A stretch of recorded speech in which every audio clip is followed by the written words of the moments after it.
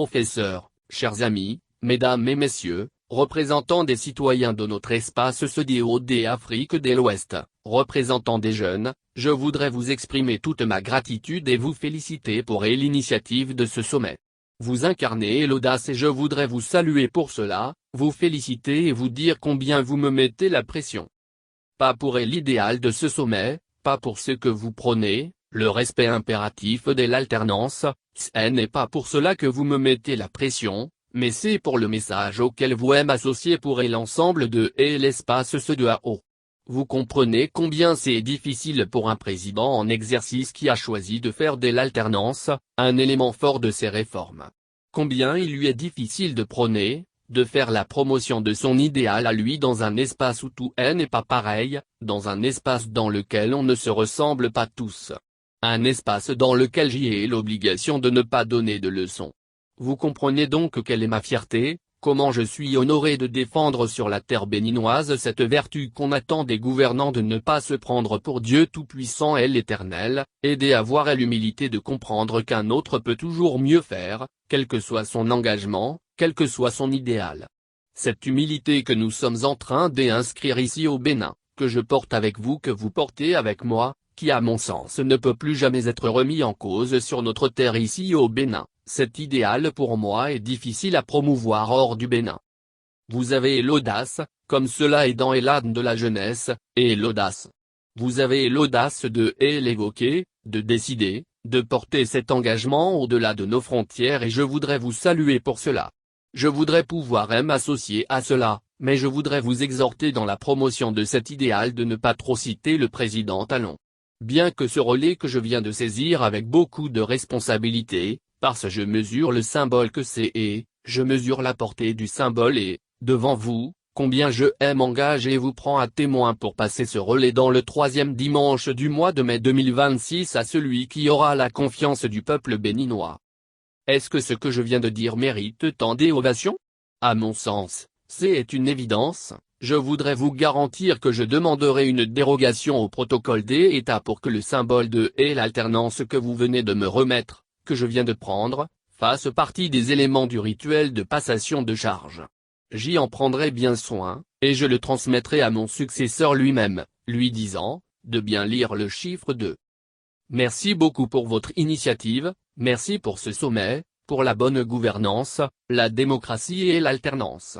Vous savez très bien que la démocratie et l'alternance ne suffisent pas en soi pour apporter du développement et du bonheur au peuple. C'est parce que l'on estime que la démocratie et l'alternance peuvent induire la bonne gouvernance, chose essentielle au développement des communautés organisées. Les hommes ont choisi, depuis la nuit des temps, de s'organiser en communauté. Ils ont, avant cela, vécu chacun en petits groupes, en individuel, puis depuis très longtemps, les hommes se sont organisés en communauté. Et quand on est en communauté, on a besoin de structurer la vie ensemble, on a besoin d'avoir une organisation sociale, des responsables à divers niveaux. Les hommes ont donc instauré la gouvernance de la vie des communautés, pour leur bien-être collectif et le bien-être individuel. Le rôle de ceux qui sont chargés d'exercer des responsabilités dans la communauté est d'œuvrer, à ce que, ensemble, on se sente bien, on puisse faire face à nos défis, à nos besoins et que chacun, dans l'ensemble, puisse trouver satisfaction à ses besoins, à son épanouissement. C'est ça le rôle d'un responsable. Comme aucun homme n'est véritablement à l'image de celle du Créateur, nous disons que nous sommes à l'image de Dieu, mais nous manquons de l'essentiel. Nous ne sommes pas omniscients et nous avons des travers, des péchés. Et pour que nos faiblesses, nos insuffisances ne compromettent pas la communauté entière, dans les temps modernes, il a été convenu pour améliorer la gouvernance de la cité que la démocratie est un élément fort de la bonne gouvernance des communautés. Que la voix de la majorité constitue la voix la plus sage, la plus indiquée. Que si l'homme est fait à l'image de son Créateur, le grand nombre, la majorité représente davantage la volonté du Créateur que la volonté d'un seul composant. Donc le grand nombre a prépondérance sur l'individu. La majorité a prépondérance sur l'unité, le singulier. Et c'est bien pour ça que la voix de la majorité doit impérativement s'imposer à la voix de l'individu.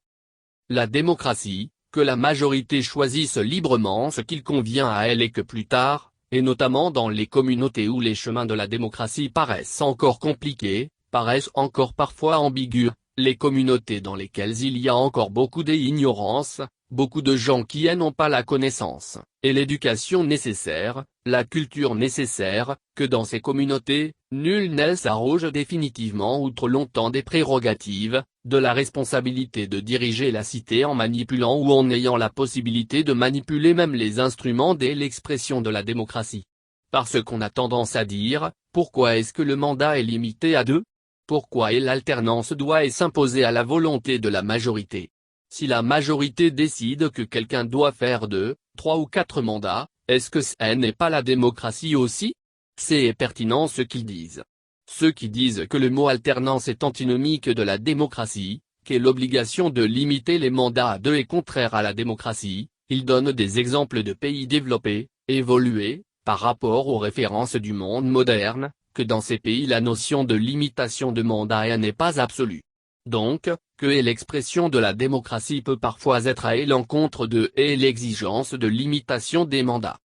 Ce qui justifie qu'on fasse la promotion de la limitation des mandats et de la nécessaire alternance au sommet de la gouvernance des cités, des communautés, c'est que principalement dans les pays où c'est encore fragile, pays dans lesquels un grand nombre de citoyens manquent encore de culture, d'éducation, de moyens d'expression de leur volonté.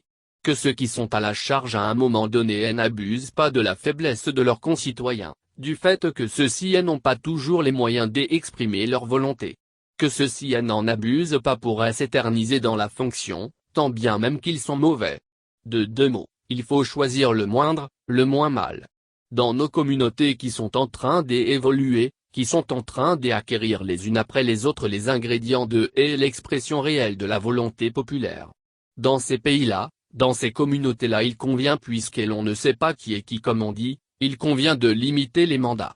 Quoi que puisse être la qualité de l'un au passage et donc de manière générale, limiter les mandats pour que ceux qui sont bons pour le meilleur des mondes pendant cette période, et d'ailleurs nul ne peut être éternellement bon, et que ceux qui sont mauvais n'usent pas de leur capacité de nuisance trop longtemps.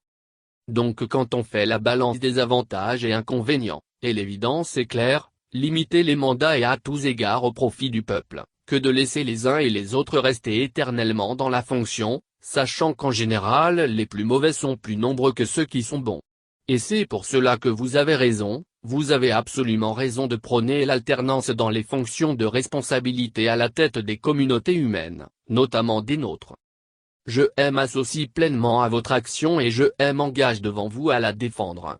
À être témoin, un exemple ici comme mes prédécesseurs sur les rites qui n'est plus le mien ici au Bénin, c'est un acquis pour nous. Mes prédécesseurs l'ont montré, j'y ai simplement à faire comme eux, à faire que ceux qui vont venir après continuent de faire comme nous. Au Bénin, ce n'est plus quelque chose d'extraordinaire et l'alternance, la limitation des mandats. Alors nous devons œuvrer à renforcer ça au Bénin, œuvrer à ce que ce soit durable. Mais vous pouvez le porter au-delà de nos frontières, au-delà des frontières du Bénin, et moi, je me contente de faire ce qui est de mon devoir ici au Bénin.